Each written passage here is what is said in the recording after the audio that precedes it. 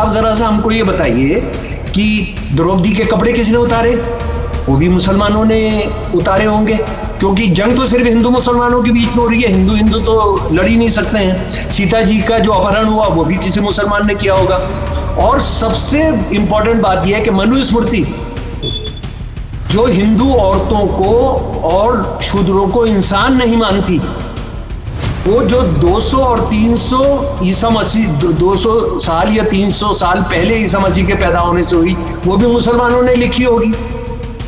तो मोहन भगवत जी आप जरा से बताएं कि 4000 साल में क्या हुआ। तो ये हिंदू धर्म के रक्षक कितना मुसलमानों से लड़ रहे थे वो हमारे सामने है। मोहन भगवत जी, हिंदुओं को कि चीन ने हजारों किलोमीटर जमीन पर कब्जा किया है उसकी फिक्र मत करो। जो लड़कियां रेप हो रही हैं आरएसएस के जो होटल और अय्याश गाय हैं उसमें जो रहा उसकी आप चिंता मत करो। आप रोटी रोजी की चिंता मत करो, आप सेना में भर्ती की चिंता मत करो। राहुल गांधी की मत सुनो, क्योंकि राहुल गांधी सीधा आरएसएस पर हमला बोल रहे हैं। ये माहिर है झूठ बोलने में और दूसरी चीज को खड़ा कर देने के अंदर। ये इस देश के हिंदुओं को गलत रास्ते पर डालने का है।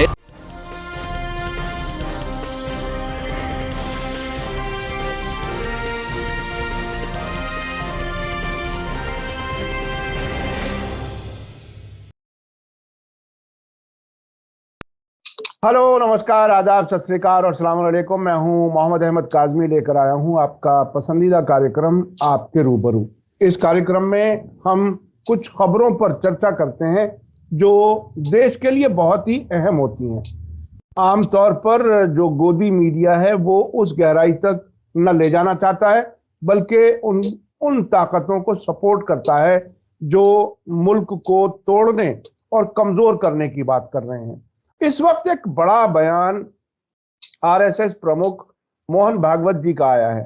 उन्होंने मुसलमानों से मुताल्लिक कई अहम बातें कही हैं। एक तो उन्होंने ये कहा कि हिंदू समाज 1000 साल से जंग की हालत में है। उसके अलावा जो उन्होंने कहा है वो ये कहा है कि भारत में मुसलमानों को डरने की कोई जरूरत नहीं है, लेकिन उन्हें खुद को सर्वश्रेष्ठ बताने की गलत बयानबाजी से परहेज करना होगा। ऑर्गेनाइजर और पांचजन्य जो आरएसएस के अखबार हैं उनके साथ इंटरव्यू में उन्होंने कहा कि सीधी सी बात है कि हिंदुस्तान ही रहना चाहिए। हिंदुस्तान आडवाणी जी कई साल पहले से कहते रहे हैं, जो अक्सर लोगों को शायद याद होगा, जो मीडिया में कम से कम हैं वो इसको जरूर याद रखते होंगे। उन्होंने आगे ये कहा कि आज भारत में रह रहे मुसलमानों को कोई नुकसान नहीं है, इस्लाम को डरने की कोई बात नहीं है, लेकिन साथ ही मुसलमानों को वर्चस्व की अपनी गलत बयानबाजी छोड़ देनी चाहिए। उन्होंने कहा कि हम एक महान जाति के हैं, हमने एक बार इस मुल्क पर हुकूमत की है और इस पर फिर से हुकूमत करेंगे। इस किस्म की बातें करनी छोड़ देनी चाहिए। ये एक तरह से आरएसएस का जो दिमाग में जो बातें थी वो उनकी जबान पर आई हैं। उस पर हम बात करने के लिए इस वक्त हमारे साथ खास मेहमान है शमसुल इस्लाम साहब। शमसुल इस्लाम साहब, वेलकम है आपका। मीडिया स्टार वर्ल्ड को आप वक्त दे देते हैं, उसके लिए बहुत बहुत शुक्रिया। आप ये बताइए कि मोहन भागवत के इस बयान को आप कैसे देख रहे हैं, क्योंकि आपने आरएसएस की बहुत सी किताबें न सिर्फ पढ़ी हैं बल्कि आरएसएस के बारे में बहुत कुछ लिखा है जो दुनिया के सामने है, लोगों के सामने है। आप इसे कैसे देख रहे हैं? जी, बहुत खतरनाक और बहुत शर्मनाक बात है कि एक बंदा जो कहता है कि वो हिंदुओं की दुनिया के सबसे बड़े संगठन का अध्यक्ष है और वो कितना झूठ बोल सकता है और कितनी कम अकल की बात कर सकता है कि उसको माफ कीजिएगा मुझे, लेकिन मैं बिल्कुल इसको संजीदगी के साथ कह रहा हूं कि जाहिलों की भी बेइज्जती करना होगा उनको जाहिल कहना। मतलब मान लीजिए वो जो कुछ बोल रहे हैं उसमें देखिए, एक तो सबसे सबसे अहम बात जो समझने की है, हमारे मुल्क में एक कहावत होती है, एक प्रोवर्ब होता है, गरीब की बीवी पूरे शहर की भाभी। यानी उसका मतलब ये होता है कि आप जो कमजोर आदमी होता है, पैसे से कमजोर होता है, हैसियत से कमजोर होता है, तादाद में कमजोर होता है, तो उसकी बीवी का आप कितना भी मजाक उड़ा सकते हैं, कुछ भी कर सकते हैं। आज इस देश के मुसलमानों की वही हालत हो रही है। लेकिन ये कहावत इसलिए यहाँ लागू नहीं होनी चाहिए इस देश में कि वो जो कहावत है वो एक ऐसे समाज की है जहाँ गैर बराबरी है, डंडा चलता है। यानी वो एक सामंती समाज में जहाँ माइट इज राइट, जहाँ जिसकी लाठी उसका भैंस है, उसमें तो वो कहावत चल सकती है, वो प्रोवर्ब चल सकती है। लेकिन ये दुनिया के सबसे बड़े प्रजातंत्र में, जिसने सबको बराबरी दी है, जिसने जिसने एगलिटेरियन समाज, जिसने सेकुलर समाज, जिसने डेमोक्रेटिक समाज बनाने का है, तो उसमें ये प्रोवर्ब, ये कहावत लागू हो जाना और इसको सीधे सीधे इस तरह की बात करना बहुत शर्म की बात है। तो वो जिस हैसियत से कह रहे हैं, वो हमने देखा है वो किस तरह से थ्रेट कर रहे हैं। और उसके बाद वो ये भी कह रहे हैं कि आप अपना मजहब मानना चाहते हैं तो मानिए, लेकिन ये जो आप बड़बोलापन कर रहे हैं, अंग्रेजी में जो भयानक शब्द उन्होंने इस्तेमाल किया है, लेकिन उसका हम हिंदुस्तानी करें कि उन्होंने अपनी दादागिरी की जबान को छोड़ देना चाहिए। यानी बताइए, मुसलमानों की दादागिरी की जबान वो ऐसी हो रही है कि मोदी साहब की कैबिनेट में 14% मुसलमान है, लेकिन 25% मुसलमान हो गए हैं, है ना। जो भारत की जो सारी असेंबलीज हैं उसके अंदर मुसलमान है तो आबादी 14%, लेकिन 50-50% उनके एमएलए हो गए हैं, एमपी हो गए हैं। इस तरह की आता, उनकी सरकार में नौकरियां जो हैं वो 14% है, लेकिन 20-25% हो गई हैं। सेना के अंदर 20-25% हो गई। वो कहीं यानी गिनती में नहीं आ रहे, पहचाने नहीं जा रहे, कहीं दिखते नहीं हैं। सिर्फ जिक्र तब होता है जब उनके घर बुलडोजर किए जा रहे होते हैं, जब उनको लींच किया जा रहा होता है, या जब उनमें से कोई मुसलमान नाम का आदमी कोई रेप करता है, बाकी दूसरे करें कोई फर्क नहीं पड़ता, तो तब हम गिनती में आते हैं, वैसे हम गिनती में नहीं आते हैं। तो ये जो शख्स बोल रहा है, ये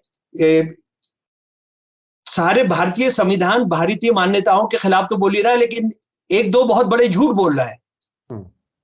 देखिए, 1000 साल की ये बात कर रहे हैं। 1000 साल का मतलब ये होगा कि इतनी गिनती तो इनको आती है कि 200 साल अंग्रेजों के हो गए जी। 1757 साल से 1657 से 1857 तक लगभग 200 साल का उनका राज रहा जी।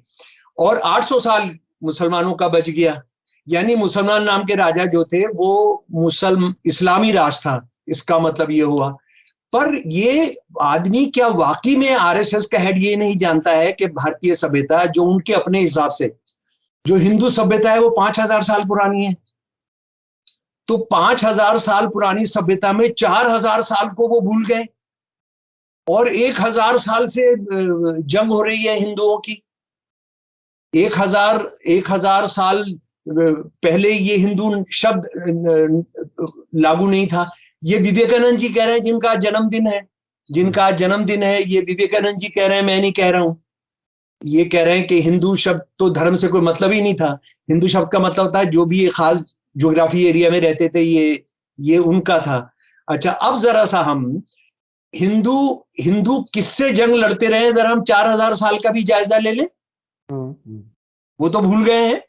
सबसे पढ़ा लिखा, सबसे ज्यादा हिंदू समाज को जानने वाला आरएसएस की वजह से हिंदू आज गुस्से में आ गया है, और गुस्से में थोड़ी ज्यादती भी हो जा रही है। ये भी वो डिफेंड कर रहा है, ज्यादती भी हो जा रही है, यानी वो मानना है ज्यादती कर रहा है।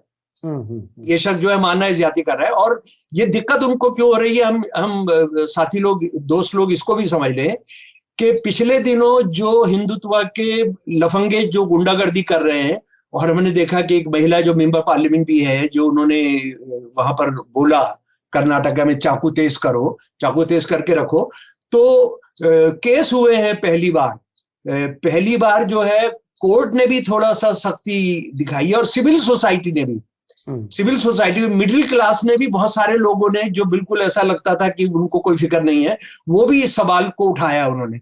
तो ये जो शख्स बोल रहा है कि थोड़ी ज्यादती हो रही है, ये उनको डिफेंड कर रहा है।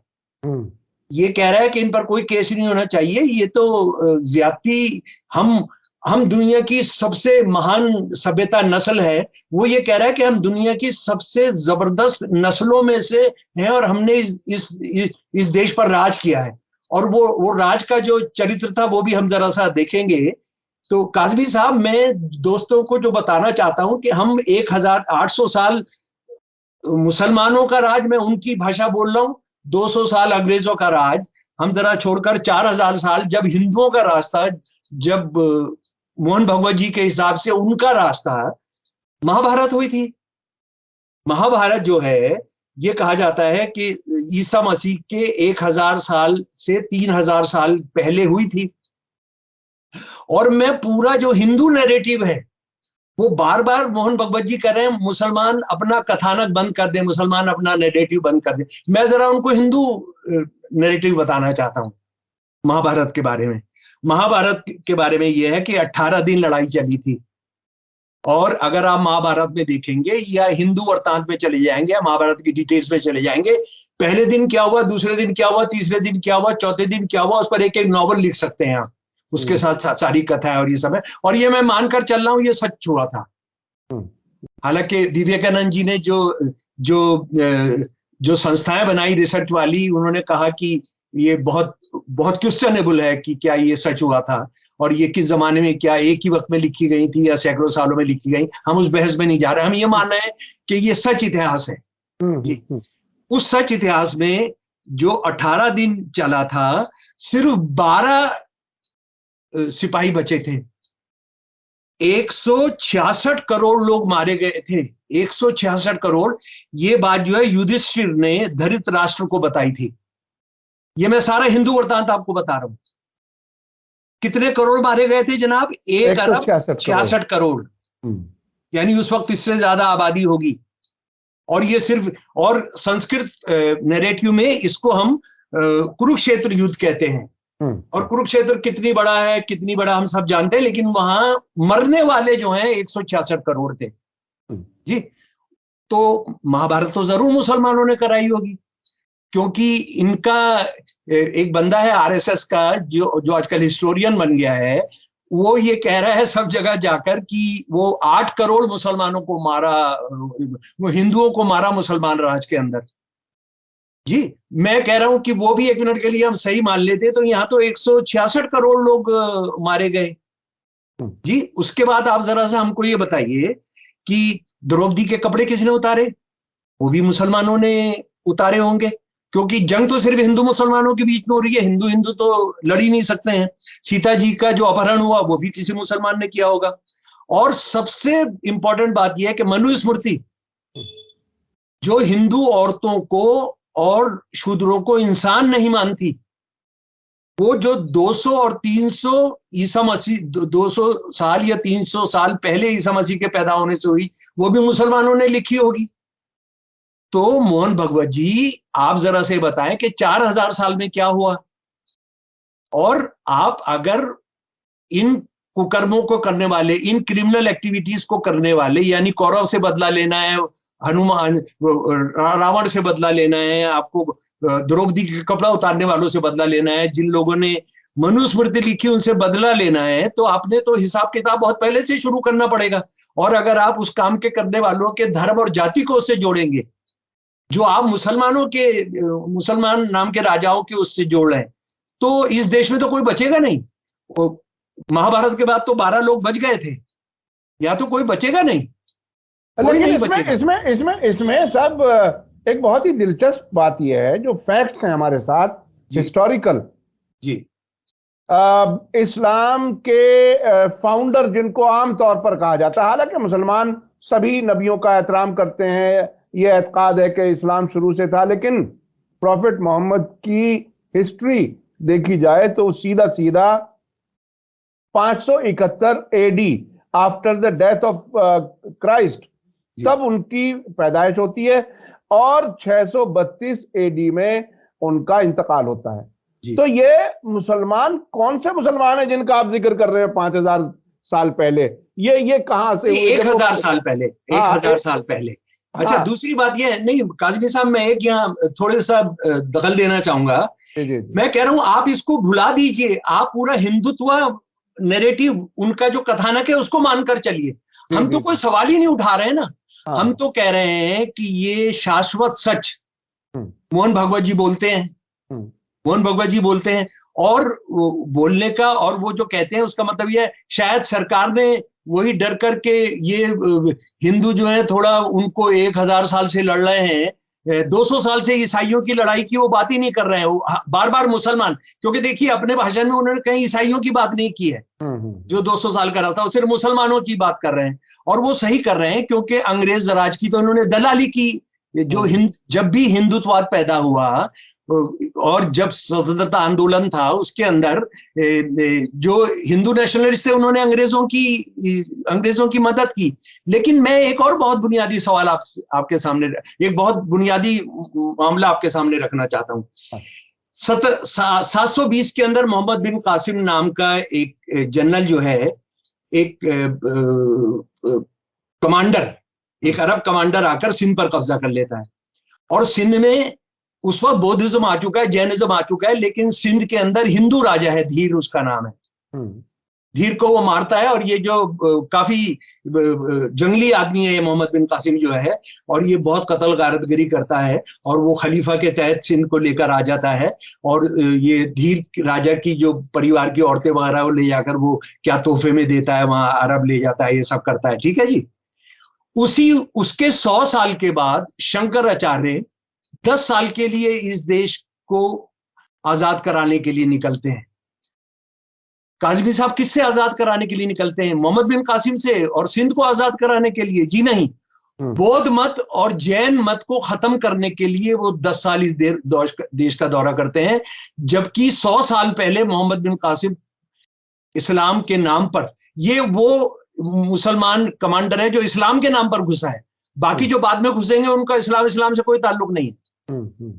बाबर साहब जो थे, बाबर साहब को शमसुल इस्लाम ने नहीं बुलाया था, ना मेरे परदादा किसी मुसलमान ने बुलाया था, वो ऊंची जातियों के हिंदू राजाओं ने बुलाया था उसको यहाँ पर। तो इस बात को आप समझ लें। तो शंकराचार्य किसको निकलने के लिए जा रहे हैं? शंकराचार्य बौद्ध मत और जैन मत को खत्म करने के लिए। और विवेकानंद जी कह रहे हैं, विवेकानंद जी कह रहे हैं कि जो पुरी का मंदिर है, वो पुरी का मंदिर बौद्ध मंदिर था जिसको हमने हिंदुआइज किया, और ऐसे बहुत सारे मंदिर हमने किए। उसके बाद दयानंद सरस्वती जी जो आर्य समाज की नींव रखी जिन्होंने, उनका सत्यार्थ प्रकाश जो किताब है उसमें शंकराचार्य जी वाला चैप्टर पढ़ लीजिए कि 10 साल उन्होंने सारे देश का भ्रमण करके जो भी जैन धर्म के स्थानक थे, जैन धर्म की चीजें थी, उनको तोड़ा। और आज जो जमीन के नीचे छुपी हुई मिलती है वो उनके डर की वजह से छुपाई गई। तो ये हिंदू धर्म के रक्षक कितना मुसलमानों से लड़ रहे थे वो हमारे सामने है, वो हमारे सामने। और उसके बाद जब ये मुगल आ जाते हैं, जिसको बुनियादी तौर पर वो कह रहे हैं कि मुसलमान राज था, तो मैं ये बताना चाहता हूं 2 बातें, क्योंकि वक्त हमारे पास बहुत कम है, कि मुगल राज के अंदर अकबर से लेके शाह आलम तक 1556 से लेके 1780 तक 365 बड़े इनके कमांडर थे, बड़े प्राइम मिनिस्टर थे। ये जमा की गई है किताब के अंदर, जिसको नागरी प्रचारणी सभा बनारस, जिसमें सारे हिंदू राष्ट्रवादी थे, उन्होंने 1931 में इस किताब का हिंदी अनुवाद छापा। उसमें लिखा है कि 100 लीडिंग कमांडर्स हिंदू थे, 100 लीडिंग कमांडर्स। और ये भी मैं फिर याद कराना चाहता हूं, हालांकि पहले हम इस पर बात कर चुके हैं, कि शिवाजी से लड़ने के लिए कभी औरंगजेब नहीं गया। शिवाजी से लड़ने के लिए औरंगजेब के 2 कमांडर गए, जयसिंह 1 और जयसिंह 2। और जयसिंह 1 ने तो जब औरंगजेब की अपने भाइयों से लड़ाई हो रही थी, उस लड़ाई में शामिल होने के लिए काबुल तक गया, अफगानिस्तान तक गया उसको बचाने के लिए और उसके भाइयों को खत्म करवाने के लिए। तो ये हिंदू राज था, ये जो जिसको आप मुसलमान राज कह रहे हैं वो हिंदू राज भी था।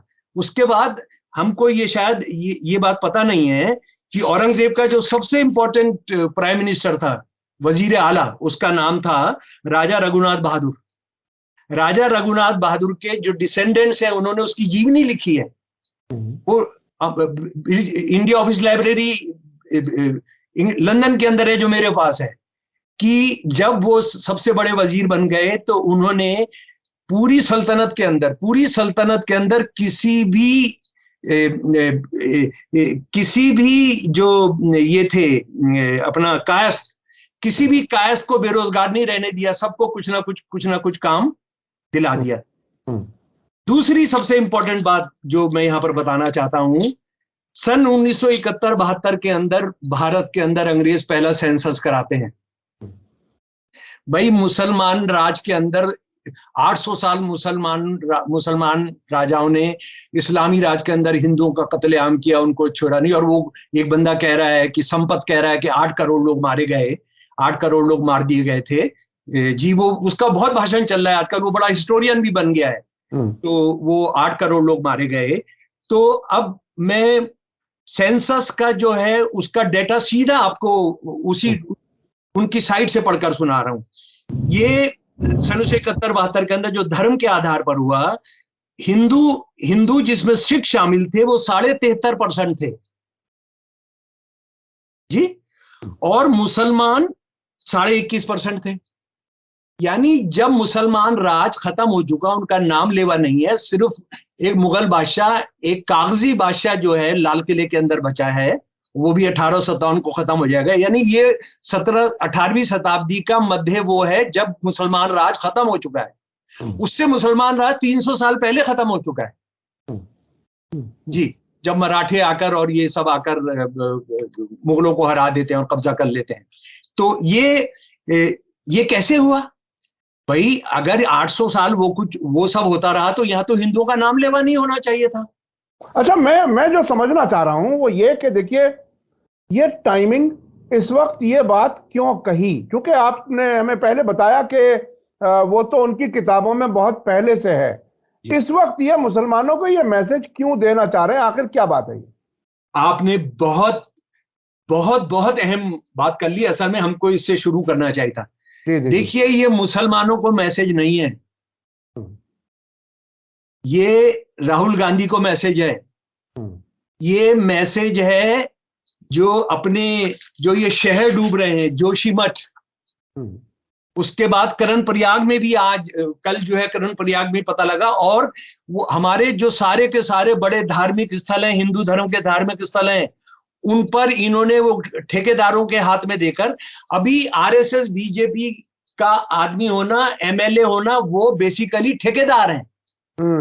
ये सुंदरलाल बहुगुणा के बेटे राजीव नयन बहुगुणा सीधा जो पूरा परिवार लड़ते हुए जिनकी जिंदगी बीत गई, वो ये कह रहे हैं कि वहां ये ठेकेदारों के हाथ में दे दिया। और ठेकेदार सारे के सारे बाहर के हैं, वेस्टर्न इंडिया के ठेकेदार हैं सारे के सारे। और वो पूरे पहाड़ों को, हिमालय का पहाड़ जो है दुनिया का सबसे बाद का बना हुआ पहाड़ है, ये मिट्टी का पहाड़ है, ये रॉकी पहाड़ नहीं है। और इसके अंदर आप जो सुरंगें बिछा रहे हैं, इसके अंदर आप जो सड़कें बना रहे हैं, उसमें जो आप ब्लास्ट कर रहे हैं, उसमें ये होना ही होना है।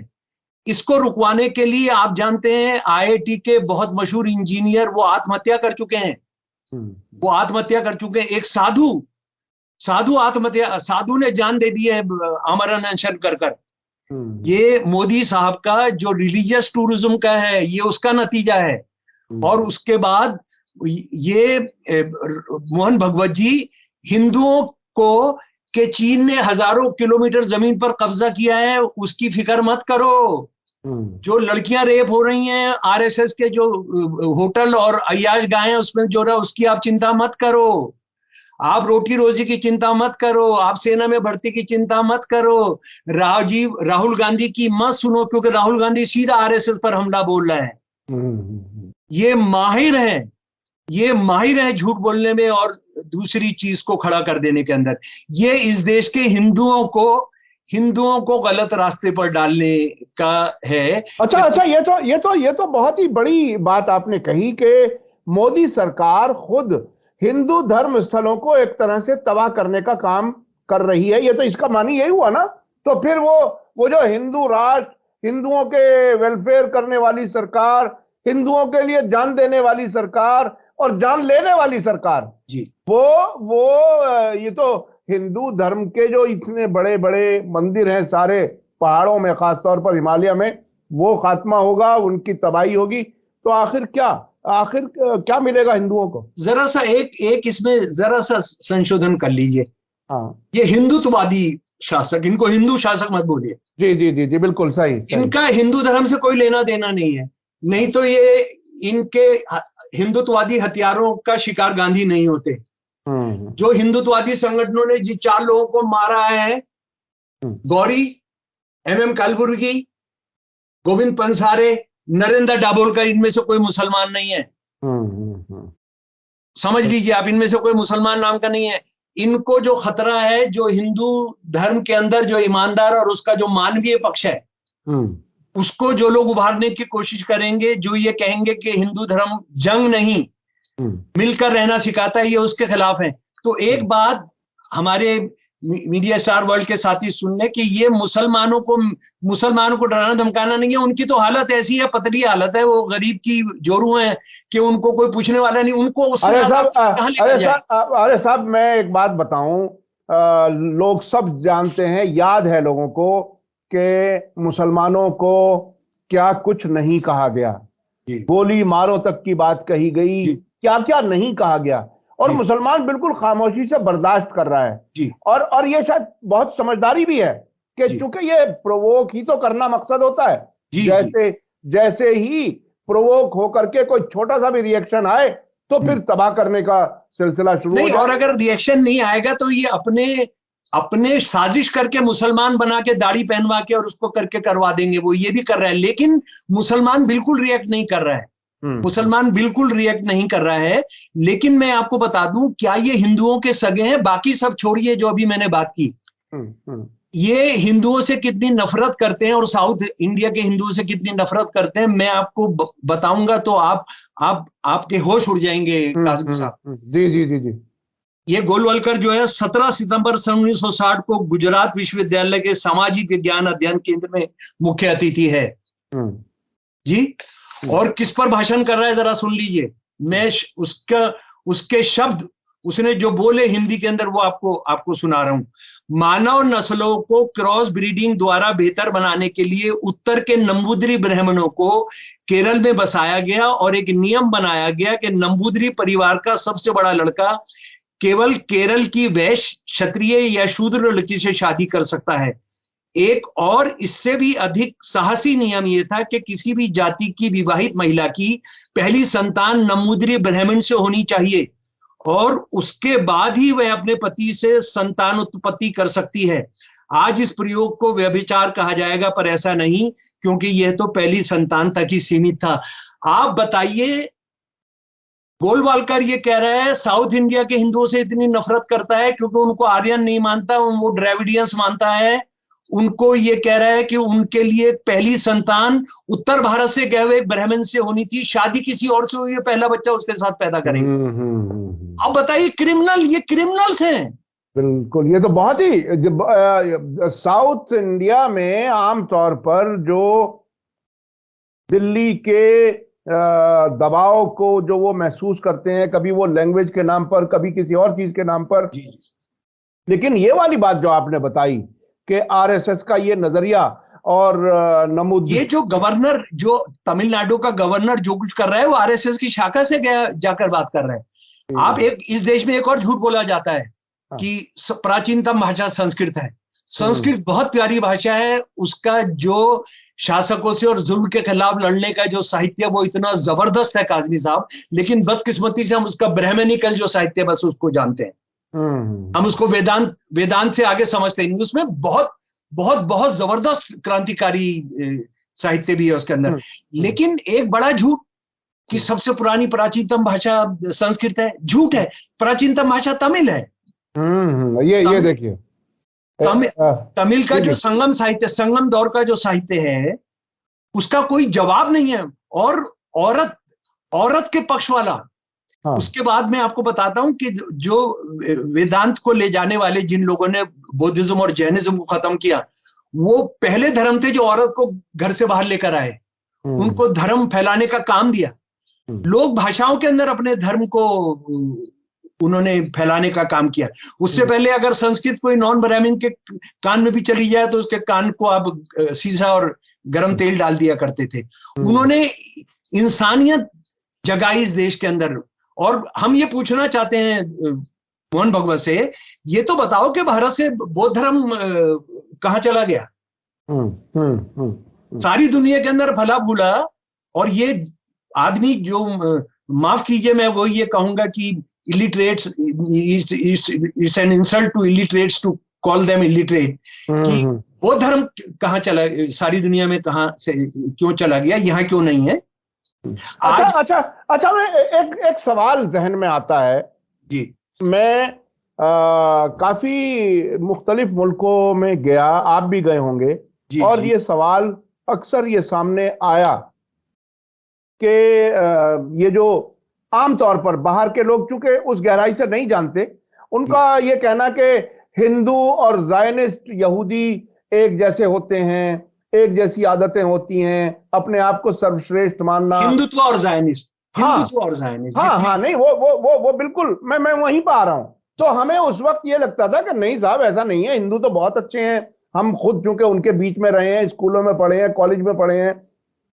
लेकिन अब जो चीज निकल के सामने आ रही है इस हिंदुत्व के रास्ते से, तो क्या वो बात जो हम विदेशों में सुनते रहे, कभी कहीं कहीं ऐसा लगता था कि शायद पाकिस्तानी प्रोपेगेट करते हैं इंडिया के खिलाफ, आपको क्या लगता है ये हिंदुत्व और ज़ायनिस्ट जिसको यहूदी नफरत और शिद्दत पसंद कहा जा सकता है, उनको दोनों को आप अगर किस तरह से कंपेयर करें? अगर आप सावरकर की हिंदुत्व की परिभाषा और ज़ायनिज्म की परिभाषा एकदम एग्जैक्टली एक ही है। गॉड चोजन पीपल, खुदा के चूज किए हुए बंदे हैं, और इनका ये राष्ट्र है, उनको ही यहाँ रहने का अधिकार है, दूसरा कोई नहीं रहेगा। देखिए ना, ये जो भाषा बोल रहा है वो ज़ायनिस्ट बोल रहे हैं, जो मोहन भगवत बोल रहा है। उसके बाद आपको एक और बात बता दूं, ये मोदी, अच्छा एक मजे की बात यह जिस पर ज्यादा बहस नहीं हो रही है, ये मोहन भगवत एक झूठ बोल रहे हैं कि हम तो राजनीति करते ही नहीं है, हमारा तो राजनीतिक संगठन ही नहीं है। लेकिन हमारे कुछ स्वयंसेवक जो हैं राजनीति कर रहे हैं, तो उससे हमको नहीं पूछा जाना चाहिए। आप समझ लीजिए कि हमारा वाइस प्रेसिडेंट जो है भारत का, वो ये कह रहा है कि सुप्रीम कोर्ट जो संविधान को संरक्षण की बात कर रही है उसका नहीं है, ये उसकी पावर नहीं है, ये संसद की पावर है। हमारा कैसा संविधान होगा, बिल्कुल यही कानून अभी इजराइल की संसद पास करने जा रही है। वहां की जुडिशरी से पूरे राइट लेने जा रही है, पूरी की पूरी। और आपको बता दूं कि वो आज जो है उनको इन्विटेशन चला गया है, जो इनके खास हमारे प्रधानमंत्री के दोस्त हैं। और एक और सूचना आपको बता दूं, बेंजामिन नेतन्याहू को, प्राइम मिनिस्टर को। जी हाँ, एक और सूचना आपको बता दूं कि वो जो मैडम थी ना शर्मा, जिन्होंने प्रॉफिट के बारे में जो कुछ कहा था, वो जेल जाने की तो बात छोड़िए, उनको एक हथियार का लाइसेंस मिल गया है। उनकी जान को इतना खतरा है, नहीं खतरा तो होगा, लेकिन आरएसएस वाले उनकी सुरक्षा के लिए नहीं भेजे जा रहे हैं। Z+ सिक्योरिटी में जो बंदे रहते हैं मोहन भगवत जी, वो नहीं भेज रहे हैं, उनको एक हथियार दे दिया गया है। उन पर मुकदमा चलने की तो बात नहीं है। तो आप, और ये जो शर्मा मैडम जो हैं, ये कोई हिंदू नहीं है, ये हिंदुत्ववादी हैं। इसलिए उनको ये सब मिल रहा है। ये डेफिनेशन क्लियर होना बहुत जरूरी है। आखिरी बात जो मैं बताना चाहता हूँ, और मैं मुसलमानों से खास तौर पर ये उनको संबोधित कर रहा हूं, और दूसरे लोग ये मुसलमानों पर ही क्यों हमला करते हैं, किसी और पर क्यों नहीं करते हैं? हालांकि तो सीधा हिंदुओं पर भी हमला कर रहे हैं, उनकी सारी चीजों को खत्म कर रहे हैं, नौकरी खत्म कर रहे हैं, रोजगार खत्म कर रहे हैं। तो लेकिन ये समझ लें कि ये मुसलमानों के पीछे क्यों है, क्योंकि मुसलमान कुछ भी हैसियत नहीं है। ये फिर मैं दोहराना चाहता हूं आपके यहाँ, क्योंकि मुसलमानों ने कभी धर्म बदलकर सामाजिक बराबरी हासिल करने की कोशिश की थी, और ये जो तलवार लटक रही है उसकी वजह विवेकानंद जी ने बताई, जिनका आज जन्मदिन है। उन्होंने कहा कि हमने समता, मसावात, इक्वलिटी का लेसन इस्लाम से सीखा। आप जरा सोचिए, अगर आज विवेकानंद आ जाए आज अपने जन्मदिन पर और इसको कह दें, जिंदा बचेंगे? हिंदुत्ववादी उसको जिंदा छोड़ेंगे? ये मोहन भगवत मारने में सबसे आगे होगा। और मेरे ख्याल से ये आरएसएस वालों को ये एक मुसलसल खतरा रहता भी है कि मुसलमानों की तादाद क्यों बढ़ रही है। मैं एक वीडियो मुझे मिली, शायद आपने भी देखी हो, दुनिया के बहुत से मुल्कों के टेलीविजन एंकर्स कह रहे हैं कि इस्लाम सबसे तेजी से बढ़ रहा है। यहां वो किस तरह से इसको खतरा मान रहे हैं, जबकि मुसलमान बहुत ही खामोशी से तमाम धमकियों के बावजूद, तमाम बदतमीजियों के बावजूद बिल्कुल खामोशी से देख रहा है। शायद बेहतर वक्त का इंतजार कर रहा है कि शायद मुल्क बेहतर हालात की तरफ ये आबादी वाला जो लफड़ा है, ये बिल्कुल इसी तरह से जैसे मुसलमान वोट बैंक पॉलिटिक्स मुसलमान करते हैं और वो जितवा देते हैं किसी को। वो बेचारा अपना कैंडिडेट नहीं रखवा पा रहे हैं, वो जितवाएंगे किसको? और मेरे लिए तो पैमाना है, जब मुसलमानों का राज गया मुसलमान कितने थे? बिल्कुल 21.5% थे, आज 14% है। हिंदू सिखों समेत 73% थे, आज हिंदू 80% है, सिख अलग हैं। जी। तो ये कैसे बदलेगा? और दूसरी बात ये, अगर एक हेल्दी समाज होता, एक डेमोक्रेटिक समाज होता, तो किसकी संख्या क्या बढ़ रही है? 300% हिंदू बढ़ गए अमेरिका के अंदर, इंग्लैंड के अंदर 200%, ऑस्ट्रेलिया के अंदर लगभग 190%। तो वहां के जो ईसाई, राइटिस्ट ईसाई हैं, वो तो कहना शुरू करेंगे कि इनको स्लॉटर हाउस भेजो। जी। लेकिन ये कोई हल नहीं है किसी भी मजहब का। किसी भी हर आदमी की अपनी चॉइस है जिस मजहब पे रहना चाहे, और किसी को भी मजहब की बुनियाद पर जुल्म का शिकार नहीं बनाया जाना चाहिए। उसकी अपनी चॉइस है, वो किस तरह से रहना चाहता है। आप किसी दूसरे को धर्म में जाने का अधिकार नहीं देते, लेकिन आप घर वापसी का कैंपेन चला रहे हैं। जी। आप घर वापसी का कैंपेन चला रहे हैं भाई, या तो और उसको कानूनी हैसियत दी जा रही है। जी, कानूनी हैसियत दी जा रही है। सुप्रीम कोर्ट में बाकायदा एक पिटीशन पेंडिंग है, और उसमें सरकार जवाब नहीं दे पा रही। काजमी साहब, विवेकानंद जी ने कम से कम 500 पेज के अंदर इस बात को लिखा है कि ये शूद्रों के साथ ब्राह्मणों ने क्या किया है, जिसकी वजह से वो गए हैं। तो ये मतलब इसको किसी मुसलमान को जिम्मेदार देना, ईसाइयों को जिम्मेदार देना, और अंतिम बात के 200 साल के अंग्रेजी राज पर तो इनको कोई वो ही नहीं है। और वो तो सच भी है, क्योंकि बंकिम चंद्र चटर्जी ने जो आनंद मठ लिखा, उसके लास्ट पेज में है कि अंग्रेज राज हिंदू राज है। अंग्रेज राज के आने के बाद हमको कोई हिंदू राष्ट्र बनाने की जरूरत नहीं, यही हिंदू राष्ट्र है। तो हिंदुत्व और यानी उसमें अब ये बात नतीजे के तौर पर कही जा सकती है, चाहे वो मुसलमानों की हुकूमत थी तब भी हिंदुओं की थी, चाहे वो ऊंची जातियों का, सर, हिंदुओं की नहीं थी, ऊंची जात के हिंदुओं की, मुसलमानों की नहीं थी।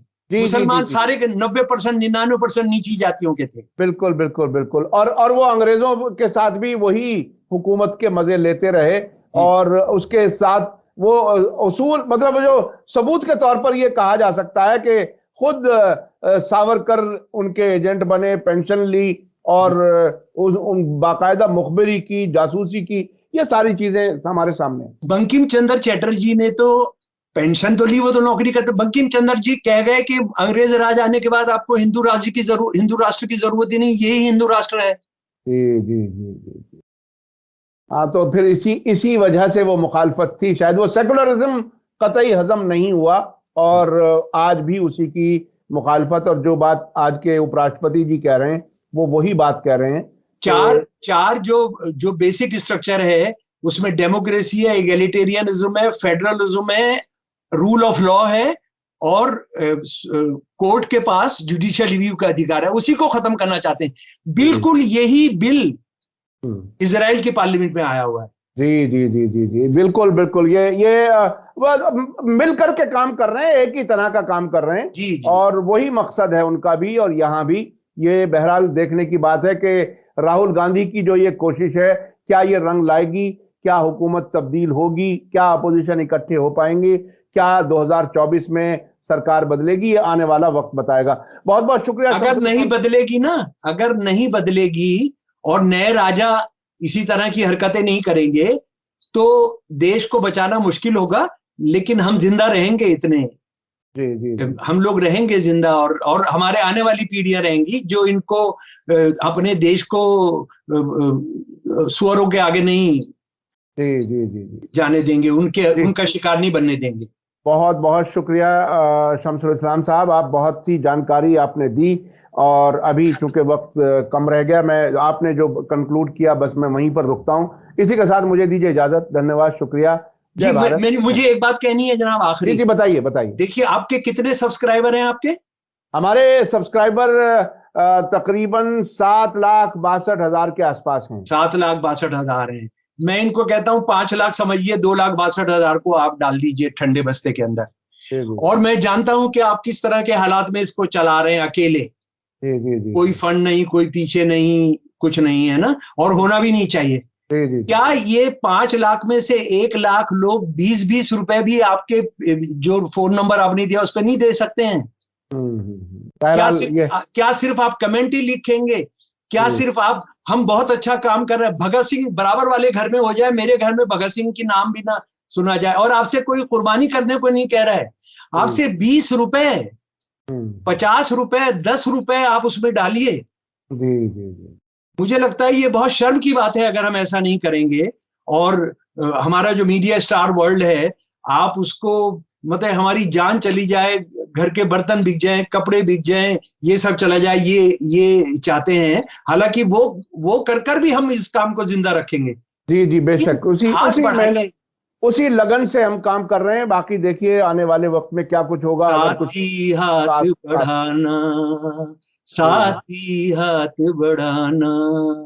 जी जी, जी। बहुत शुक्रिया। और आपका बहुत बहुत शुक्रिया। आपने अपील की, मैं तो अपील करते हुए कभी कभी झिझकता भी हूँ, नहीं कह पाता, लेकिन आपका बहुत बहुत शुक्रिया। हम है ना, हम करेंगे। बहुत बहुत शुक्रिया। इसी के साथ मुझे दीजिए इजाजत। धन्यवाद, शुक्रिया। जय भारत, जय हिंद।